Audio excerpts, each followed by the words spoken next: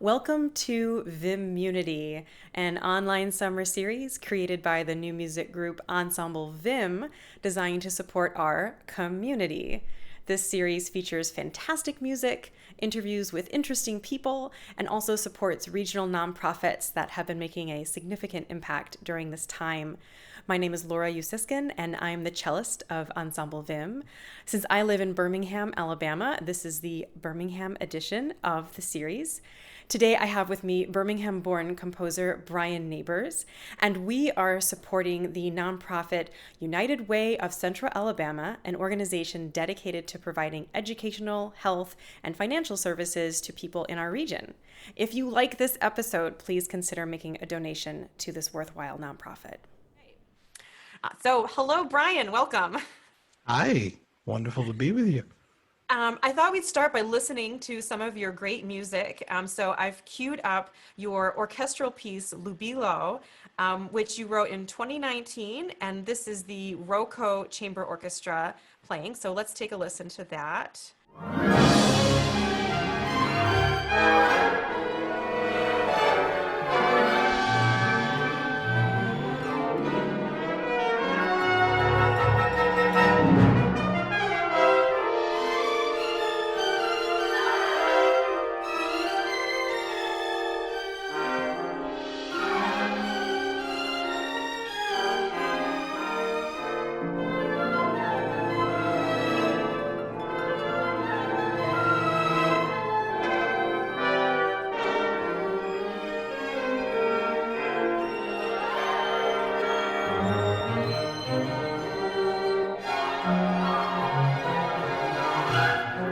I hate to pause it there, but I think that gives us a good little intro. You've described the piece as a fanfare exploring pure musical manifestations of joy and celebration, and I really feel like you capture it Oh, right from thank the you. get-go. The music really grabs us.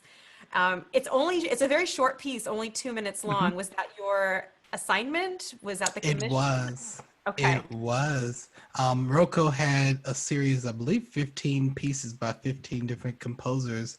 And so they gave a range of composers opportunities to write either a fanfare interlude or a finale. And so they had these three kind of pieces as a set sprinkled throughout the season on different concerts. So it's really, really cool to do. And I love writing fast and energetic music. So it was really, really fun to put that one together. So did you enjoy the 2 minute time limit, or did you feel like it was short or kind of perfect, or what was it like when you have a really small amount of time to work with? Actually, I love it. Yeah. I guess both. It doesn't really matter too much to me, as long as I have enough time to get things done. But for that particular piece, I was doing a lot at the time, so it was good to just squeeze that one out. Uh, Nice. it Love it. wasn't too bad. I kind of worked from short score really quick. I kind of wrote something down for maybe three pianos, like one representing brass, one representing woodwinds, the other strings. And I just took 2 days and just came out, with this beautiful kind of joyous fanfare. And then the other 2 days was just spent kind of orchestrating it really quick. So it was a very kind of quick process.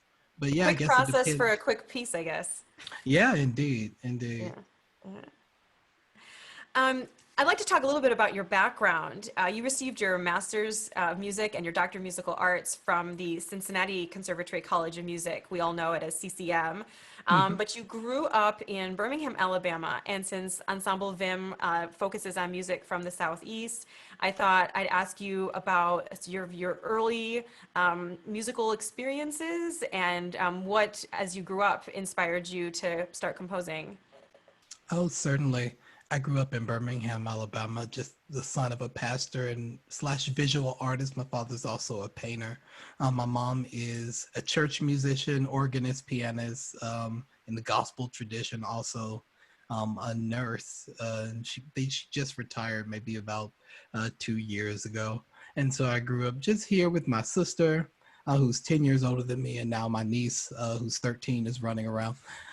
And so basically, it's been a pretty musical household, mostly church involved, but my mother, she made it a point to get us more involved in artistic things. So she'd take us to see Broadway shows, like Lion King, or fun stuff like Disney on Ice, or we go to the circus, and you just get a hint of all types of kind of theatrical, whimsical kind of performing. So I grew up loving Disney and all this music, and hearing things from different places, R&B, jazz, concerts that we used to have here in the city a while ago, when I was much younger. And so I started playing piano at age 5. I didn't get formal lessons until like the end of middle school, though. So I was just playing by ear. But that gave me the strength of hearing harmonies and melodies in ways that I may not have been able to hear them otherwise, because I was just picking at the piano with the wrong fingerings and everything, but totally like immersed in the harmonies, to the point where my ear just became saturated with them. So by the time I got actual formal training, it was almost a cinch to kind of pair the two together. And it's given me a wonderful ability to just go out and, play a R&B concert with somebody, or if somebody gives me a pack of music to learn for some Christmas concert or something, I could go and do that too. But we were talking about Dr. Catherine Faust. Once I got out of high school, I knew I wanted to be a composer, but she really took my piano skills to the next level. So it's wonderful working with her at Samford University School of the Arts in undergrad. And so while my piano chops were growing, I had a really wonderful composition teacher, Dr. Sarana Cho, who had just graduated from Eastman, and she had got a job down there at Samford. And so both of them kind of working with me in very strict ways, strengthening me to be able to finally go to grad school. And by that time, my knowledge of composers and more of the European traditions, as well as combining my own background, that started to take shape in my life. And in grad school, I definitely just started to combine all of these sounds and forces together to create something really, really cool and unique, so that I would take all the technique that I learned, everything that made me who I am, and make something really, really cool and something worth sharing for sure. Yeah, so that's where That's I am amazing. now. So Yeah, it's super eclectic and varied background, and sounds like just a wonderful way to progress, that you got this sort of just inherent love for the music first, absolutely. and then you got these wonderful teachers who were able to kind of craft and teach you and guide you to really play it and play and write at a high level. So that's awesome. Absolutely. Yeah. That's a great transition to talking about one of your pieces that Ensemble Vim was going to play this past spring and is going to play sometime, hopefully in the 2021 season. And that's Bootleg Hoedown, which you wrote Yes. in 2018. Why don't we take a listen to it for a little bit and then talk about it?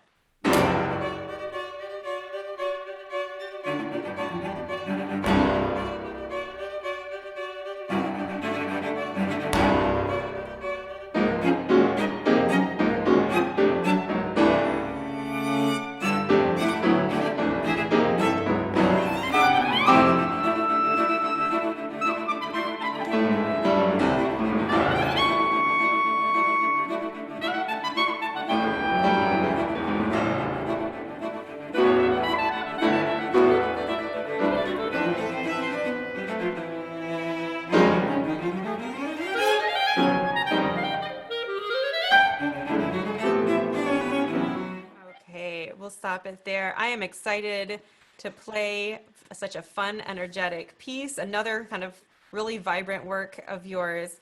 On your website, you say that although not heavily involved with hoedown music, you knew of its deep cultural roots, and you also say, being that my roots are mostly R&B, gospel, and jazz, this piece is a bootleg of a hoedown, my remix of what a hoedown sounds like. So, tell us about sort of the hoedown elements, or your sort of made up or imagined version, like, and also what inspired you to write a hoedown in the first place. Once again, a very quick deadline. But actually, I just actually love hold music, and I find it just incredibly invigorating and just quite easy, just given my own kind of rhythmic and cultural, I guess, background to just throw together a piece really quickly. This was written for, oh God, what are their names? Oh, I should have said this is written by, well, it was the ensemble was the Unheard Of ensemble. Yes, Yeah. this was written for the Unheard Of ensemble out of New York City. And so they were at CCM doing a residency. And once again, I had maybe a week and a half because I was writing on my Hammond organ concerto, which was a dissertation, and I had to try to get it done. But in the middle of doing this giant orchestral thing, I was tasked with trying to uh, sprinkle in some chamber works during this giant 2-year process during my doctorate. And I said to myself, okay, let me see what can be fun and a really, really either concert opener or closer or wherever they want to put it, but a fun, energetic piece that I don't already have in my repertoire. And so I thought, oh wow, Hoedown might be kind of fun. Because it does have some elements of where I came from, and also it might be cool to kind of remix what most people might think of it. And many of the elements that you might find are, of course, a bunch of open strings. That's always fun to do. That kind of fiddle music element. One section I really loved writing was the section where it all kind of breaks down, and then they kind of create this hootenanny from scratch Yes. with this car stomping, and then you got the scraping inside the piano, and yeah, it was so fun to write. So yeah, that was basically the gist of it, and trying to kind of create this sound world from something kind of unheard of. I feel like I can tell that you had fun writing it. And why don't we just go? Let me see if I can pull up the Hootenanny part, because I think I know where it is. It's a kind of towards the end. Mhm. So let me scroll ahead.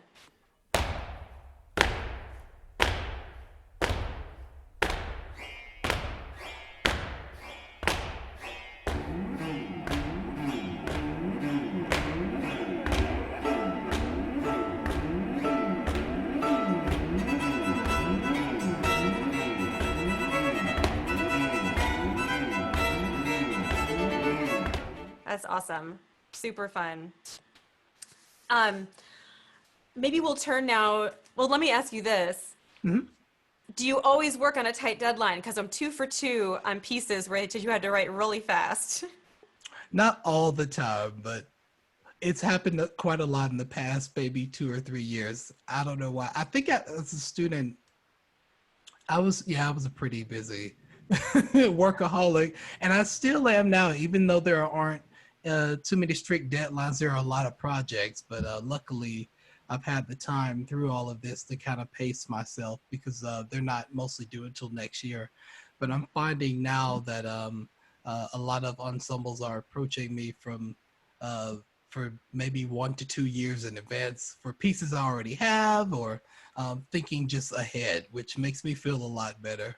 But yeah, it's been tight sometimes. I mean, for all of us, for the performers too, we're all Yeah, trying to get it done, and so I think it's just an honest reality of the business, and indeed. yeah. But it doesn't mean that the quality is at all diminished. I mean, it's still. Absolutely. Yeah, you get better as you go along.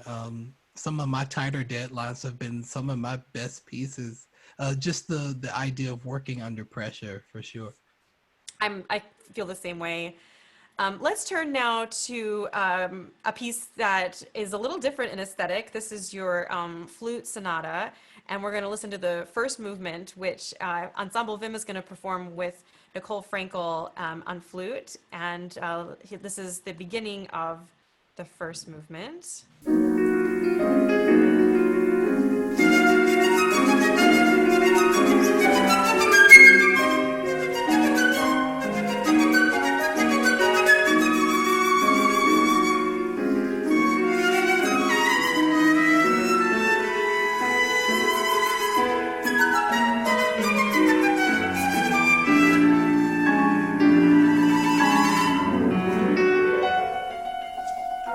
Okay, I'll stop it there. That's a performance by Kenneth Cox on flute. And Mhm. can you tell me, do you remember the pianist? It's Matthew, but I can't see the last name.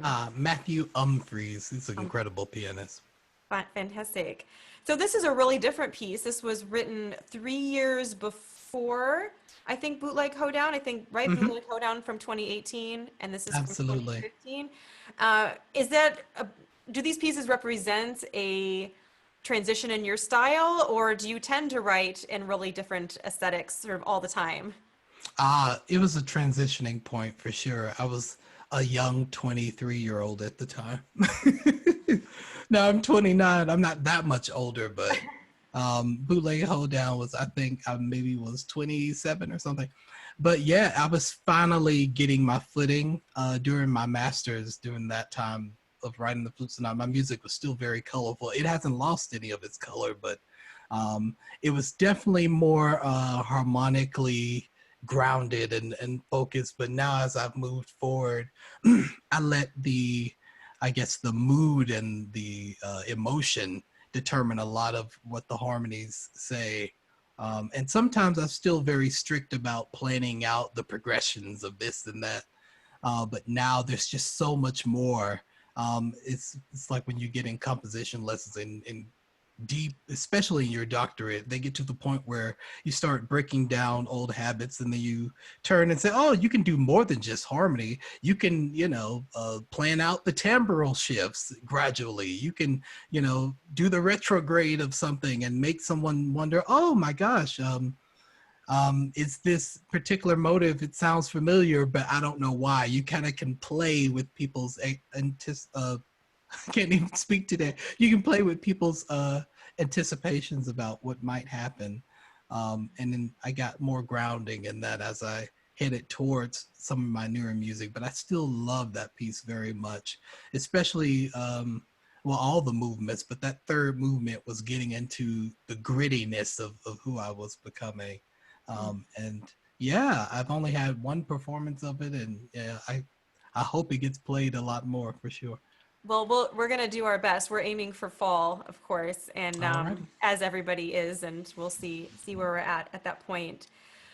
So I'd like to ask you about sort of your life right now and going forward, and tell our viewers a little bit about you recently. You were named the 2018-19 Composer in Residence with the Castle on Our Skins organization in Boston. You were a 2019 Composer Fellow with the American Composers Orchestra Earshot Program with the Detroit Symphony, a 2019 Composer Fellow with the Nashville Symphony Orchestra. I get exhausted just thinking about all this. A 2019 Cycle 5 Grand Prize winner with the Rapido National Composer Contest. And you were a 2020 Fulbright Scholarship recipient. Congratulations. Thank And you. I understand that you were in Sydney, Australia, studying under that Fulbright when the pandemic broke out. And so you, I guess, hopped on a plane and came back I to did. Birmingham. So you're supposed to be in Australia right now, but you're in Birmingham. What are you working on right now, and what do you see coming up? Oh, there's so much. Lots of fun orchestral performances next season. I hope everything goes to plan. There's a 12-minute episodic rhapsody I wrote called Pulse that's being done by the Nashville Symphony and also the Boston Symphony next season, which I'm really excited about. I believe I'm starting to get something together with the Berkeley Symphony out in California. They wanted to do another sort of rhapsodic piece of mine. And at the moment, I'm finishing what I started on my Fulbright, which is a concerto for orchestra, which is 5 movements. I'm thinking it's going to be about 35 minutes long. And so far, I'm so excited. I'm so proud of what's come out at this point. I'm really excited to share with a couple of conductors that I already talked to that were interested in the piece. And other than that, there is a solo piano work that I'm writing for my friend Michael Delphine, who's a wonderful pianist that I met at CCM and a part of our Queen City Composers Collective, which is another group of composers all from CCM that we kind of launched our professional careers together. We're doing a CD project with him. I think we're trying to get everything in by the fall so he can have the works recorded, and that's also part of his DMA and piano project. So it's going to be really fun. Awesome. For those who don't know, a concerto is a piece written usually for a soloist in an orchestra. And so when it's a concerto for orchestra, it's a piece that features all the different sections of the orchestra. And I will say, as a performer, we love concertos for orchestra because all the instruments get cool parts. And so Bartok Concerto for Orchestra and Lutoslawski, Yes. of course, are Yes. like just pieces whenever they're on a program, and audiences love them too because audiences get to hear all of the parts featured. And with your energetic, vibrant style, I could see it being a really awesome fit for you to write that kind of form. So Absolutely. Thank you. I look forward to finishing it up. Yeah. yeah, and now we don't have fire under our butts to do things, right? We all have time. Exactly. It's great. No excuses. Yeah. No excuses. I love it. Here's a fun sort of non-musical question, or maybe it's a musical question. Is there anything that you've been doing during the pandemic that you would not have been doing otherwise, musical or non? Playing so many video games. I've caught up on so many games because I like buy in bulk so that when I have time, which is never, I can sit there and just waste time playing video games. But it's great. I'll go and write music, then okay, I'm done. I'm gonna go play, The Sims 4, or I'm gonna build this giant house. And I've gotten very creative. I used to want to be an architect, so now I just build houses in video games. Gosh. Awesome, awesome. I don't think you're the only one who has upped their video game action during this time. Indeed. Brian, Ensemble Vim, and I are excited to support the United Way of Central Alabama, an organization that provides educational, financial, and health services to people in our region. If you liked this episode, please go to uwca.org to make a donation to this worthwhile nonprofit. Brian, thank you so much for taking the time to talk with us. Your music is wonderful. You're wonderful. And I know I can speak for Ensemble Vim that we're looking forward to playing your music, hopefully in the not too distant future. So thank you so much for joining us. Thank you so much. It's wonderful.